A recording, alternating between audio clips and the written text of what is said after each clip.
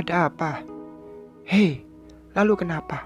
Kalau semuanya sudah kembali ke semula, itu punyaku. Jelaslah, aku ambil kembali. Jangan tanyakan bagaimana caranya. Kau berbuat curang, aku pun bisa. Jangan main-main denganku. Aku yang baru saja menemani Yusuf melihat restoran merasa aneh saat mendengar suara orang yang tengah berbincang lewat sambungan telepon. Ayah, ia begitu serius dengan ponselnya. Aku masuk ke dalam rumah.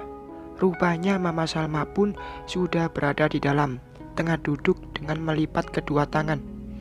Mama, hei Rin, dari mana? Tanyanya. Dari restoran. Mama kapan datang? Barusan. Mama sama ayah akan pamit pulang. Pulang? Tanya Yusuf yang baru saja datang. Mama mengangguk. Ada sesuatu yang harus ayahmu urus di sana. Juga dia harus kembali bekerja, tutur Mama menjawab pertanyaan putranya.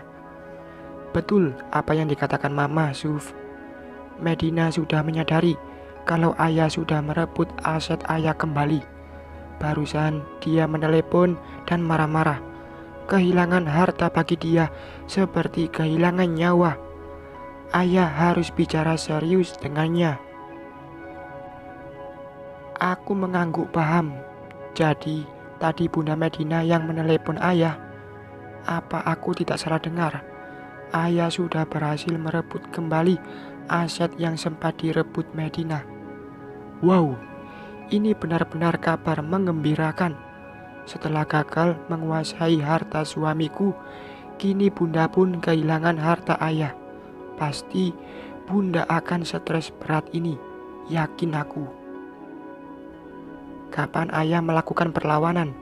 Biasanya ayah hanya diam saja, tutur Yusuf. Ayah sudah lelah, Suf. Kehausan Medina pada harta menyadarkan ayah jika selama ini ayah hanya dijadikan budak oleh dia. Ayah sudah tua, ingin merasakan hidup tenang dan tanpa terus mengejar harta dunia. Terus, apa yang ayah lakukan pada wanita itu? Tanya Yusuf. Aku yang hanya seorang menantu, memilih diam dan mendengarkan saja. Tidak ingin ikut campur mengurusi masalah rumah tangga mertuaku.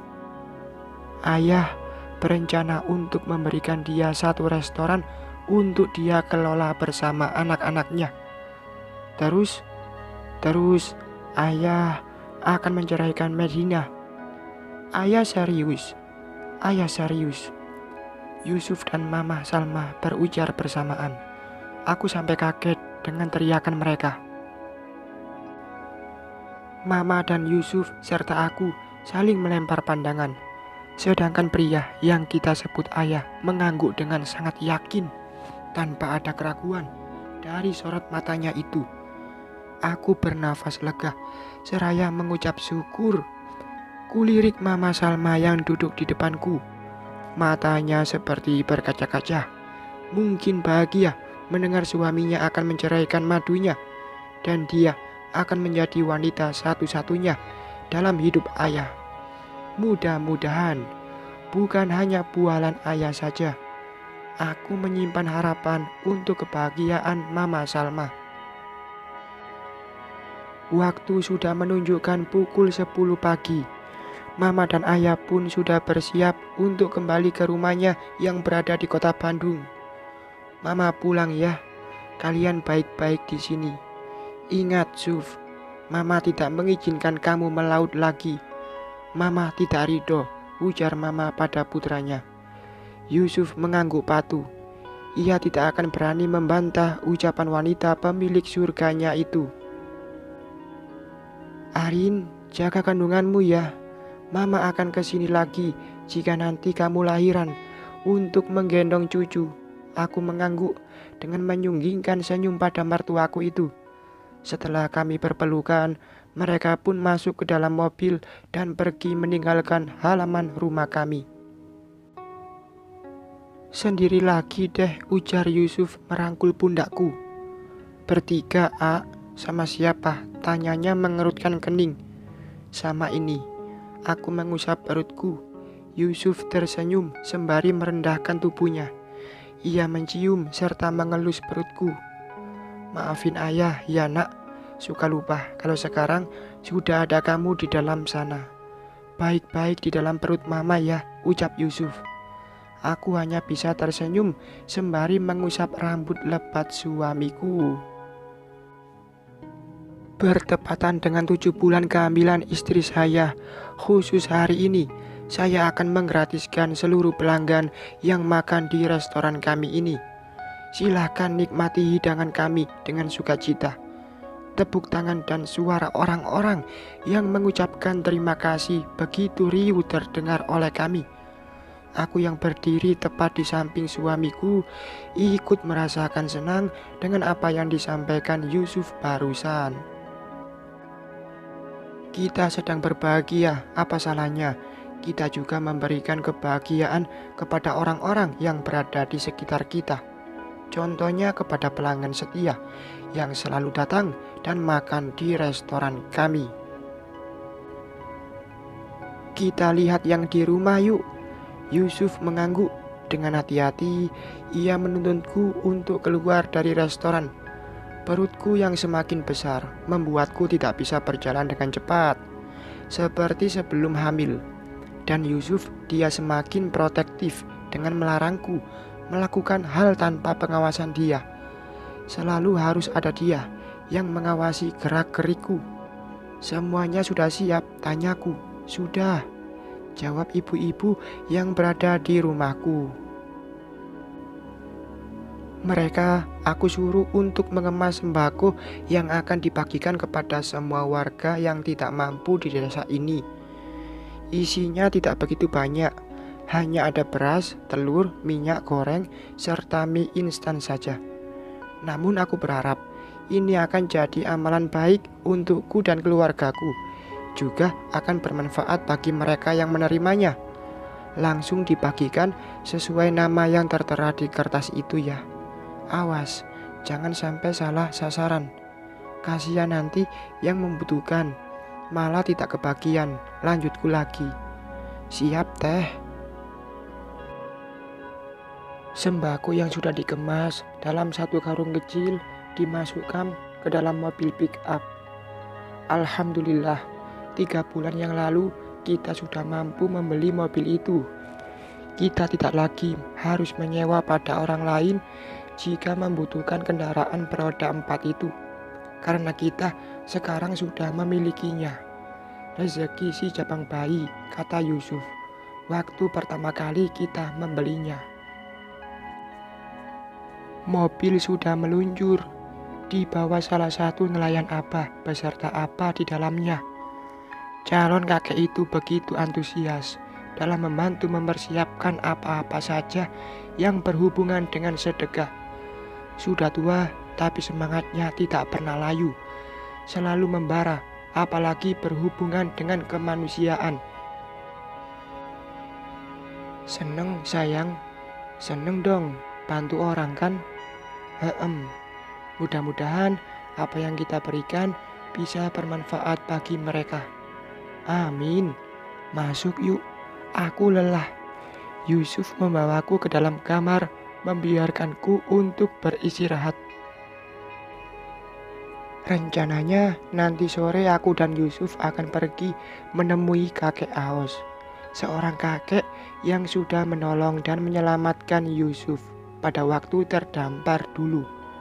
Meskipun orang lain yang tidak pernah kita kenal sebelumnya, tapi kami tidak akan pernah lupa pada jasanya.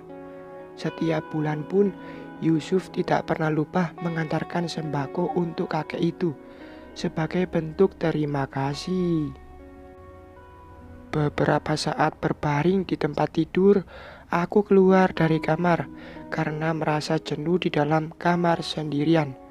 Sedangkan Yusuf, ia membantu para karyawan yang tengah kerepotan. Lelah bah, tanyaku, seraya memijit pundak Abah.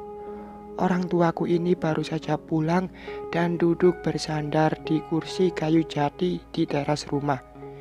Ia mengipasi dirinya dengan topi yang tidak pernah ketinggalan kemanapun dia pergi. sedikit. Rin, duduk. Apa mau bilang sesuatu? Aku akhirnya duduk di samping Abah. Kenapa, Bah? Begini, tadi setelah kita selesai bagi-bagi sembako, ternyata ada satu nama yang tidak kebagian. Kok bisa? Emang sembakonya habis? Siapa yang tidak kebagian? Diam dulu, kebiasaan. Itu mulut nyerocos aja, ujar Abah mencomat bibirku. Aku menggigit bibir seraya mengangguk. Buria, dia yang tidak kebagian. Kata orang-orang, sekarang dia kesusahan. Sudah tidak memiliki sawah, otomatis dia sudah tidak memiliki ladang penghasilan. Hena, tanyaku. Itu alasannya. Kenapa dia tidak lagi memiliki sawah? Katanya dijual Hena untuk bekal dia kerja ke luar negeri. Tapi setelah beberapa bulan, Hena tidak ada kabar. Bahkan sekarang, Buria suka ikut kerja di sawah orang. Aku tidak menyangka jika kehidupan Buria sekarang sesulit itu. Niat Abah juga mau memberikannya sembako itu, tapi sembako yang kita bawa habis. Lanjut Abah lagi. Aku langsung masuk ke dalam rumah membawa 2 karung sembako untuk diantarkan kepada Buria. Kang Jajang, antarkan ini ke rumah Buria ya. Tadi dia belum kebagian, ucapku menyuruh Kang Jajang. Aku tidak ingin melihat keburukan orang itu di saat dia tengah kesusahan. Meskipun dulu aku pernah sakit hati oleh kata-katanya, juga oleh putrinya. Tapi sekarang sudah beda cerita. Dia sedang membutuhkan uluran tanganku dan aku tengah diberikan rezeki banyak oleh Tuhan. Tidak ada salahnya jika aku membantunya, bukan? Kok 2 rin untuk siapa? Tanya Yusuf yang baru saja datang. Untuk Buria. Dia seorang janda, juga hidup sebatang kara. Dia lebih membutuhkan dari warga yang tadi kita santuni, A. Yusuf mengangguk paham.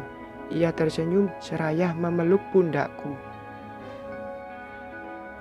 Aku sudah pernah bermain dendam dengan Hena, mengerjainya, bahkan mempermalukan dia. Aku tidak ingin lagi menyimpan perasaan itu lagi. Semuanya sudah berakhir. Kisahku yang berhubungan dengan Hena telah tutup buku. Aku sudah memiliki jalan hidup yang baru, dan dia pun demikian. Dia sudah memilih jalan hidupnya sendiri. Mas Andri pun demikian. Kini mantan suamiku itu sudah hidup bahagia dengan istri barunya. Tidak ada yang kalah dan menang dalam kisahku yang dulu. Kita sama-sama memilih jalan masing-masing. Sekarang aku sudah tenang dan bahagia bersama orang yang menyayangiku dengan sangat tulus. Bahkan dia menghadirkan cinta yang begitu luar biasa. Rasa sayang yang tidak pernah lekang. Perceraian bukanlah suatu pilihan yang tepat dalam berumah tangga. Apalagi jika sudah ada anak di tengah-tengah suami dan istri. Orang baru pun belum tentu bisa seperti yang kita inginkan. Bisa jadi dia lebih buruk dari orang yang saat ini bersama kita. Mungkin hanya akulah yang beruntung dalam kisah rumit ini. Seorang Arini Nurrahmadinah bisa hidup bahagia setelah disakiti suaminya yang pertama. Bertemu Yusuf dan disatukan dalam hubungan pernikahan adalah anugerah yang begitu indah untukku. Aku sayang kamu, A. Aku lebih menyayangimu. Arini Nurrahmadinah. Senyumku mengembang saat Yusuf mengusap perutku yang kini sudah membuncit. Aku bahagia. Tamat. Terima kasih untuk kakak semua yang sudah ikuti cerita ini sampai tamat. Semoga ada pesan dan kesan yang bisa diambil dari cerita ini. Mohon maaf bila masih banyak kekurangan atas semua cerita yang saya suguhkan. Semoga bisa lanjut ke cerita baru saya. Wassalam.